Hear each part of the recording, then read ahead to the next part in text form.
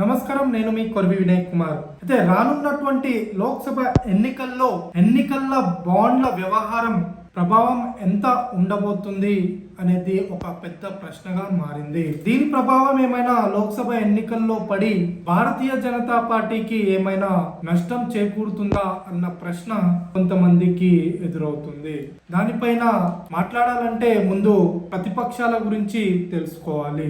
ముందు నుంచి కూడా ఎన్నికల బాండ్లను ప్రతిపక్షాలు వ్యతిరేకిస్తూ వస్తున్నాయి. కానీ ఆ ప్రతిపక్షాలు కూడా ఎన్నికల బాండ్లను స్వీకరించాయి. భారతీయ జనతా పార్టీతో పాటు ప్రతిపక్షాలు కూడా ఎన్నికల బాండ్లను తీసుకున్నాయి. అయితే సుప్రీంకోర్టు ఆర్డర్ల ప్రకారం ఏవైతే ఎన్నికల బాండ్ల వ్యవహారం బయటికి వచ్చిందో దాన్ని బట్టి చూస్తే భారతీయ జనతా పార్టీకి 12,500 కోట్ల రూపాయలు ఎన్నికల బాండ్ల రూపంలో వచ్చాయి. ఆ తర్వాతి స్థానంలో కాంగ్రెస్ పార్టీకి బదులు తృణమూల్ కాంగ్రెస్ పార్టీ 2వ స్థానంలో నిలిచింది. ఆ పార్టీకి దాదాపు 1,600 కోట్ల రూపాయలు ఎన్నికల బాండ్ల రూపంలో వచ్చాయి. ఆ తర్వాత కాంగ్రెస్ పార్టీ 3వ స్థానంలో ఉండగా 4వ స్థానంలో తెలంగాణకు చెందినటువంటి భారత్ రాష్ట్ర సమితి దాదాపు 960 కోట్ల రూపాయలు ఎన్నికల బాండ్ల రూపంలో తీసుకొని 4వ స్థానంలో నిలిచాయి.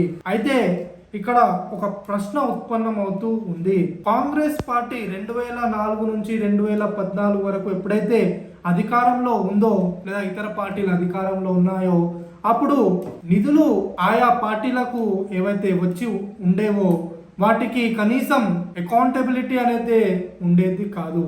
అవి ఎక్కడి నుంచి వస్తున్నాయి, అవి ఎక్కడ వాడుతున్నారు, ఆయా పార్టీలు వాటిని ఏం చేస్తున్నాయన్న అకౌంటబిలిటీ అనేది ఉండేది కాదు.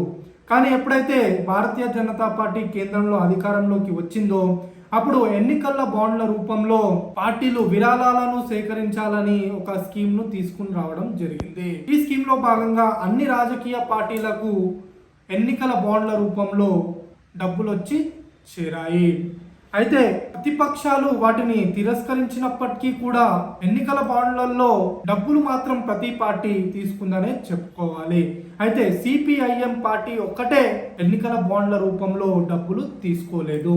ఆ ఒక్క పార్టీకే నైతికంగా దీనిపై పోరాడే హక్కు ఉందని చెప్పదలుచుకున్నాను. అయితే సిపిఐఎం 2004 నుంచి 2014 వరకు కనుక చూసుకున్నట్లయితే దేశంలోనే అత్యధిక ఫండ్ తీసుకున్న పార్టీగా ఉంది.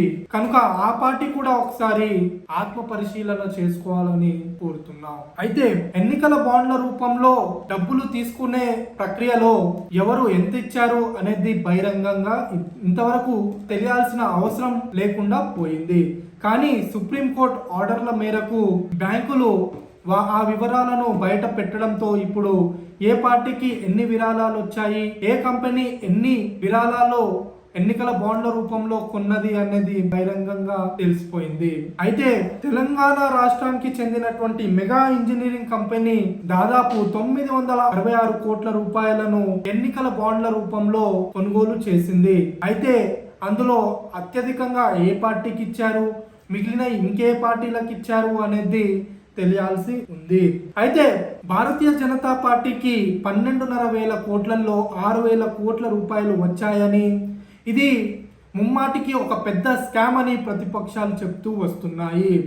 అయితే దేశంలో ప్రపంచంలోనే అతిపెద్ద పార్టీగా ఉన్నటువంటి భారతీయ జనతా పార్టీ, దేశంలోని అనేక రాష్ట్రాల్లో అధికారంలో ఉన్నటువంటి భారతీయ జనతా పార్టీకి అత్యధికంగా ఎన్నికల బాండ్లలో నిధులు సమకూరడం ఆశ్చర్యపోయేంత పెద్ద విషయం ఏమి కాదు. ఇప్పుడు ఒక ఉదాహరణకు చెప్తాను.